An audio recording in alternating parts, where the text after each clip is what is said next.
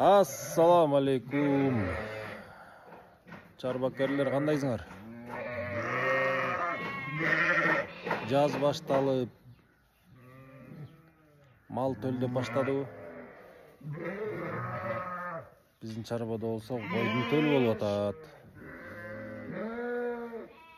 Бул дагы бир кубаныч. Себебин айтайынбы? Себеби сен багып аткан малга жакшы айгыр болобу, жакшы кочкор болобу, жакшы бука болобу, ошону кошуп, анан ошону 5 ай койго, 9 ай уйга, анан 11 ай жылкыга күтөсүң да, төлдү кандай чөт болду экен деп. Анан ошондон Кудайдын буйругу менен сен ойлогондой төл түшө баштаса, анан кубанычтар пайда болот да. Биздин чарбада Кудайга шүгүр бийик. Тойлорубуз төл башталды. Кочкорду кошконбуз былтыр күздө. Анан жакшы төл түшүп атат, Кудайга шүгүр.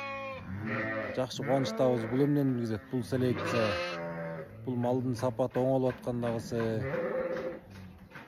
Ушул багып аткан малдан элдерге сатсаң, элдердин малынын сапаты оңолсо, мына ошондон ар бирибиз өзүбүздүн тармагыбызда салымыбызды салып, Кыргызстаныбыздын өнүгүүсүнө өзүбүздүн салымыбызды кошуп аткан кербез болот да.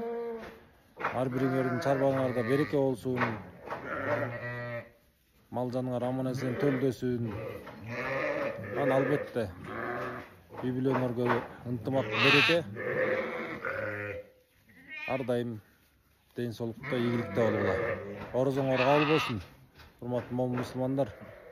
Ассаламу алейкум ва рахматуллахи ва баракатух.